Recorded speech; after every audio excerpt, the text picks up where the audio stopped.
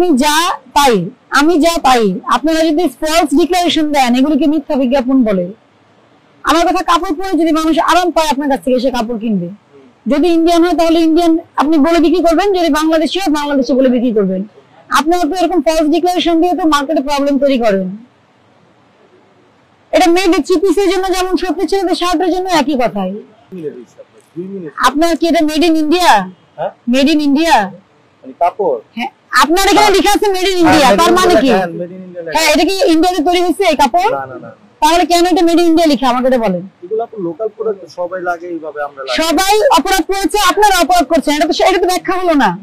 আপনার কাপড়টা যদি ভালো হয় মানুষ এমনি কিনবে। মেড ইন ইন্ডিয়া লেখা মানে কি? যদি ইন্ডিয়ান হয় তাহলে মেড ইন ইন্ডিয়া থাকবে, অসুবিধা নাই। কিন্তু আপনি তো বলছেন যে মেড ইন ইন্ডিয়া না, এটা আপনারা তৈরি করেছেন বা অর্ডার দিয়ে বানিয়েছেন। এই স্টিকারটা তাহলে কেন ব্যবহার করছেন? এটা তো মিথ্যা বিজ্ঞাপন। আপনি ভোক্তাকে বলছেন এটা ইন্ডিয়া তৈরি। না না, ভোক্তাকে আমরা বলি না, এগুলো ইন্ডিয়া লিখে দিয়েছেন তো। আরে বাবা, আপনি বলেন না মানে কি? এটা তো মেড ইন ইন্ডিয়া লেখাই আছে, আপনি বলতে হবে কেন? আচ্ছা, এটা কি রেমন্ডের শার্ট? এটা কি রেমন্ডের অরিজিনাল শার্ট? তাহলে কেন লিখেছেন রেমন্ড? এটা আপনি পারেন কিনা? ওনার নাম কি আপনি ব্যবহার করতে? আপনাদেরকে বলা হচ্ছে বারবার, আমরা খুচরা মার্কেটে গেছি, ওখানে রিটেইলে গেছি, রিটেইল যাওয়ার পরে বলছে যে আপনার এখান থেকে এগুলো হোলসেল করা হয়, আপনাদের নামে কমপ্লেইন করছে, মানে এই মার্কেটের নামে আর কি। সেজন্যই তো আমরা এসেছি যে আপনি এটা কেন করবেন? আপনি রেমন্ডের নাম কেন আপনি নষ্ট করছেন? এটা আপনি কি রেমন্ডের শার্ট তো না? হ্যাঁ, রেমন্ডের শার্ট হলে আপনি এনে বিক্রি করবেন তাদের কাছ থেকে, সমস্যা তো নাই। নকল পণ্যের জন্য কিন্তু আলাদা আইনে কিন্তু অনেক শক্ত শাস্তি আছে। এটা এমন না যে আমি মন থেকে বলছি বা এটা মন করা বিষয়। এটা রেমন্ড যে ব্র্যান্ড ভ্যালু তৈরি করেছে এই জীবনে, আপনি কি তার ব্র্যান্ড ভ্যালু নষ্ট করতে পারেন? হ্যাঁ, এই রেমন্ডটা না লিখলে, আপনি স্টিকারটা না লাগালে আপনার এই শার্ট আপনার নামে বেচেন না।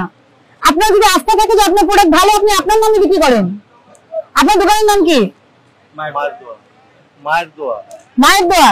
হ্যাঁ, আপনি আপনাদের ব্র্যান্ডিং যদি আপনার থাকে, আপনারা যদি পেটেন্ট করেন ব্র্যান্ডে, আপনারা এটা লিখবেন। এটা আবার কি? জিঙ্ক কি?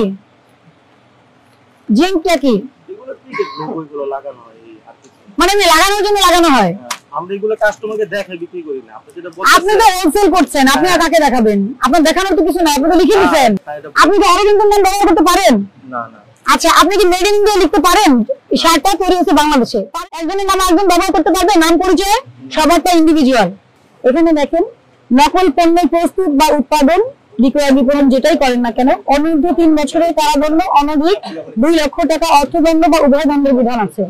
এটা কি মন করার বিষয়? বলেন, বিষয়টা তো সিরিয়াস। আপনি আমার কথা বোঝেন, আপনি নিজেই জানাচ্ছি করেন কে কি করছে এটা আপনি শুনেন না, কারণ আমরা আপনার এখানে আসছি। আরো সবাইকে দেখবো, আমরা এতক্ষণ কাজ করবো, সবাইকে দেখবো, সতর্ক করছি। ভবিষ্যতে সচেতন হবেন, মনে থাকবে তো? আপনাদের শোনেন, আপনারা সবাই বিজনেস করেন, দেশের ইকোনমিতে অংশ নেন, এটা কিন্তু আমাদের সবারই।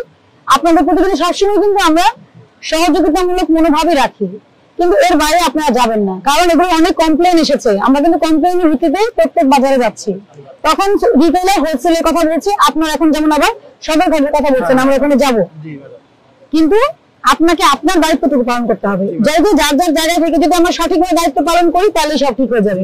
মনে থাকবে? ভালো হবেন, মনে থাকবে তো? আমি সতর্ক করছি, 10,000 টাকা জরিমানা করলাম, মাত্র 10,000, 20 ভাগের 1 ভাগ জরিমানা করলাম। সতর্ক হবেন। এবং এই কাপড়গুলো আমরা সিজ করছি না। কেন সিজ করছি না? এটা ব্যবহারযোগ্য। আপনি এখন এই স্টিকার গুলো খুলবেন, এগুলো খুলে ফেলবেন, খুলে বিক্রি করবেন।